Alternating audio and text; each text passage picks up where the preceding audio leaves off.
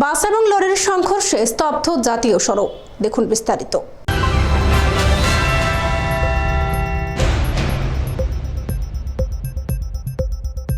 বাস এবং লরির সংঘর্ষ, বিশালগড় জাঙ্গালিয়ায় স্তব্ধ জাতীয় সড়ক।